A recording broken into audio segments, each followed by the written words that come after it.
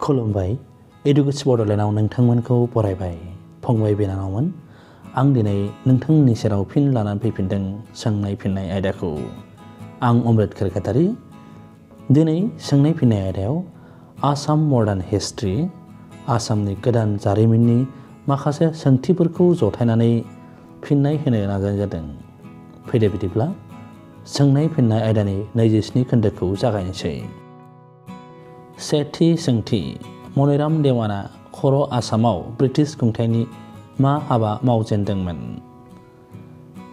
मनिराम देवान बिथाङा खर' आसामाव तहसिलदार महरै ब्रिटिश खुंथायनि थाखाय हाबा मावजेनदोंमोन।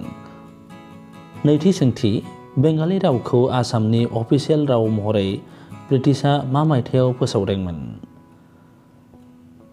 बेंगालि रावखौ 1836 मायथाइयाव अफिसियेल राव महरै आसामनि अफिसियेल राव महरै ब्रिटिशआ फोसावदोंमोन। थामथि सोंथि, अरुण'दय असमिया लाइसिखौ सोर सुजुदोंमोन?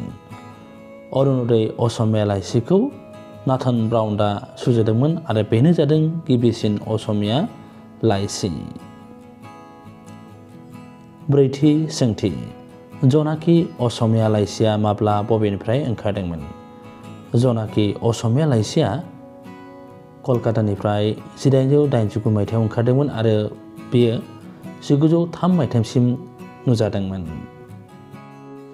बाथि सोंथि, 1828 मायथाइयाव ब्रिटिशनि बेरेखा सोमावसारनायखौ सोर दैदेनदोंमोन?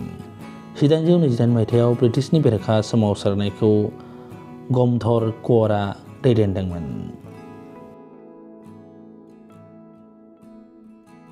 दथि सोंथि, आसामनि मा जिल्लाखौ दानख'नानै पाकिस्ताननो हरदोंमोन? जेब्ला पार्टिशना जादोंमोन भारत आरो पाकिस्तान, अब्ला आसामनि सिलेट जिल्लाखौ दानख'नानै पाकिस्ताननो हरदोंमोन। बै समाव बे सानजा पाकिस्तानमोन।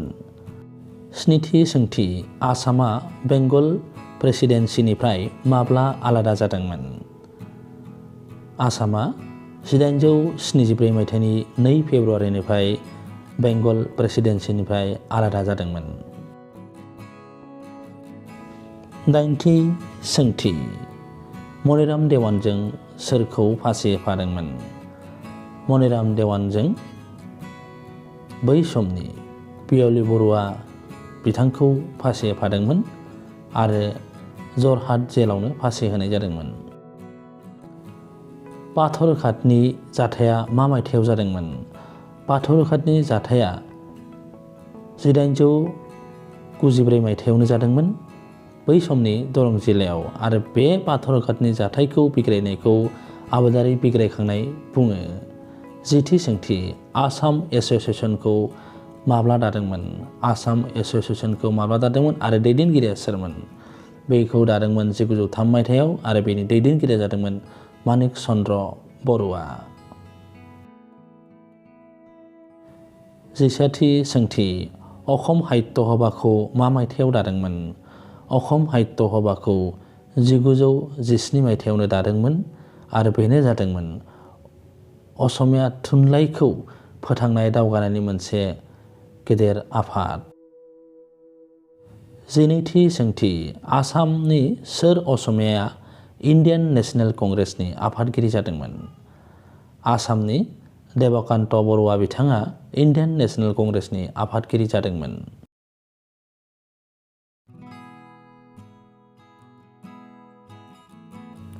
जिथामथि सोंथि, आसामनि गिबि ब्रिटिश कमिसनारआ सोरमोन? आसामनि गिबि ब्रिटिश कमिसनारआ जादों डेभिड स्कट। डेभिड स्कटआनो जादों आसामनि गिबि ब्रिटिश कमिसनार।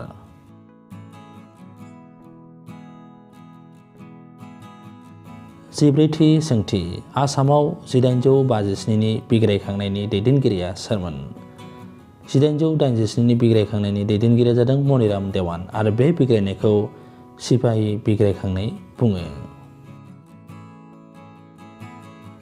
जिबाथि सोंथि, यान्डाबु गोरोबथाया माब्ला जादोंमोन? यान्डाबु गोरोबथाया 1826 मायथाइनि 24 फेब्रुवारियाव जादोंमोन। बै समाव ब्रिटिश इस्ट इन्डिया कम्पानि आरो म्यानमारनि गेजेराव। 16थि सोंथि 1828 मायथाइयाव कछारी रायजोखौ मा खान्थिनि जोहै ब्रिटिश खुंथायजों सरजाबदोंमोन? डक्ट्रिन अफ लेप्स आयेननि जोहै कछारी रायजोखौ ब्रिटिश खुंथायजों सरजाबफादोंमोन। 17थि सोंथि आसाम टि कम्पानिखौ मा मायथाइयाव गायसनदोंमोन? आसाम टि कम्पानिखौ 1839 मायथाइयावनो गायसननाय जादोंमोन।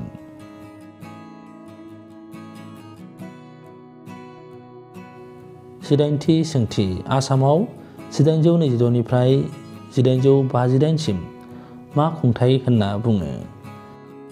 बै समनि खुंथायखौ कम्पानि राज होननानै बुङो। बै समाव आसामाव कम्पानि राज खुंथाया दंमोन।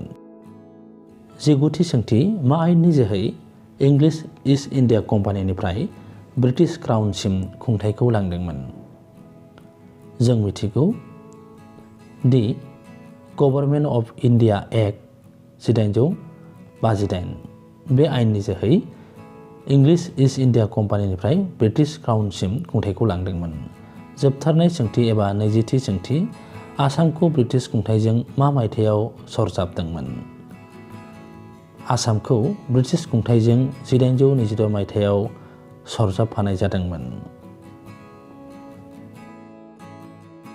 फंबाय बिनानावमोन, दिनैनि सोंनाय फिननाय आयदाया बेखिनियावनो थुंगेबाय। उननि समाव गुबुन गुबुन आयदाफारि लानानै फिन फैफिनबावगोन आरो सोंनाय फिननाय आयदायाव गुबुन गुबुन सोंथिफोरखौ जथायनानै लाबोफिनगोन। गोजोन्थों।